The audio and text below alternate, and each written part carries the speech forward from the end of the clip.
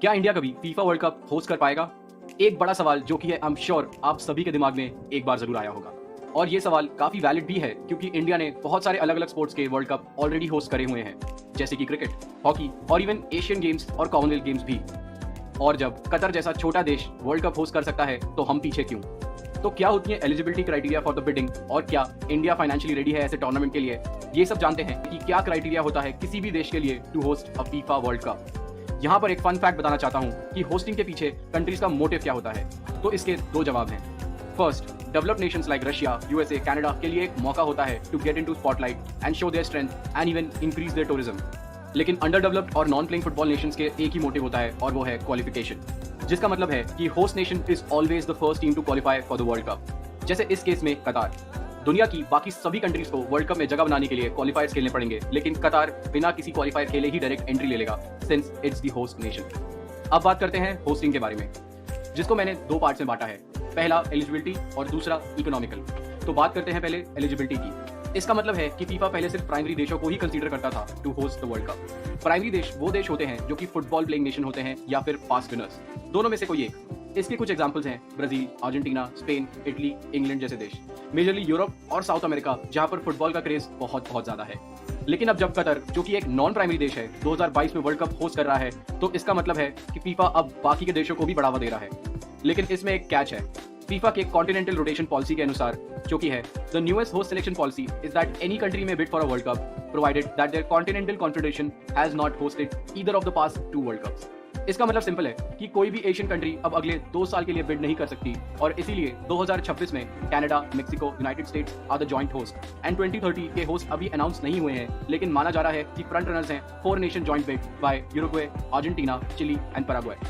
तो इसका सीधा मतलब अब ये निकलता है कि इंडिया के वर्ल्ड कप होस्ट करने के चांसेस अब 2034 में ही पॉसिबल हैं on the basis of eligibility criteria.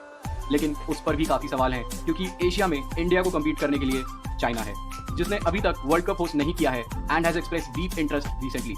और पिछले डेकेड में चाइना ने फुटबॉल और उसके इंफ्रास्ट्रक्चर पर काफी पैसे भी खर्च किए हैं, बिल्डिंग वर्ल्ड क्लास स्टेडियम से लेकर spending big money on player transfer in their league. India के 2034 बिड के लिए अगर होती है तो कम्पीट करने के लिए चाइना रेडी रहेगा। तो अब बात कर लेते हैं कुछ फीफा के इंफ्रा रिक्वायरमेंट्स के बारे में। 12 stadiums with a minimum capacity of 40,000 each, 48 team camps जहां पर प्लेयर्स की ट्रेनिंग, स्टे, खाने और उनकी जरूरतों की तैयारी हो। और इसके अलावा एडिशनल इंफ्रास्ट्रक्चर जैसे कि hotels, staff, volunteers, transportation, government help, local help की भी जरूरत पड़ती है। और क्योंकि ये एक ग्लोबल स्केल का टूर्नामेंट है, इसीलिए it requires a ton of man power. तो क्या इंडिया ये सब क्राइटेरिया मैच करता है? तो इसका जवाब है हाँ। आई लीग और आईएसएल के आने से इंडिया ने रिसेंटली काफी ही ज्यादा स्पेंड किया है on it's footballs infrastructure. States like Delhi, Kolkata, Odisha, Maharashtra, Gujarat, Kerala के पास ये सब अवेलेबल भी है। पर क्या ये एनफ है? इसका जवाब मैं कहूंगा नहीं। एक इंफ्रास्ट्रक्चर होना और उसके वर्ल्ड क्लास होने पर काफी ही ज्यादा डिफरेंस होता है। जैसे कि इंडिया के काफी स्टेडियम्स अभी भी प्रॉपर्ली मेंटेन नहीं है और कुछ stadiums recently need proper upgradation. तो आई होप एआईएफएफ या फिर स्पोर्ट्स मिनिस्ट्री में से अगर कोई भी इस वीडियो को वॉच कर रहा है तो इस पर आगे काम जरूर करेंगे। अब आप सब ये पूछ रहे होंगे कि ये सब चीजें तो कतर के पास भी नहीं थी पिछले 10 साल पहले, तो भी उनको होस्टिंग राइट्स कैसे मिल गई? तो इसका जवाब आता है पैसा, जो कि हमारा है दूसरा क्राइटेरिया विच इज इकोनॉमिकल। पैसे से मेरा मतलब है revenue sharing. World cup bid को एनालाइज करने में फीफा का सबसे बड़ा ध्यान जाता है रेवेन्यू शेयरिंग पर, जिसका मतलब है कि गवर्नमेंट फीफा को कितने और कैसे प्रॉफिट बनाकर दे सकती है, जिसके कुछ एग्जांपल्स हैं ticket sales, merchandise sales, tax concessions और सबसे इंपॉर्टेंट ब्रॉडकास्टिंग राइट्स जैसे और भी बहुत सारे फैक्टर्स आते हैं।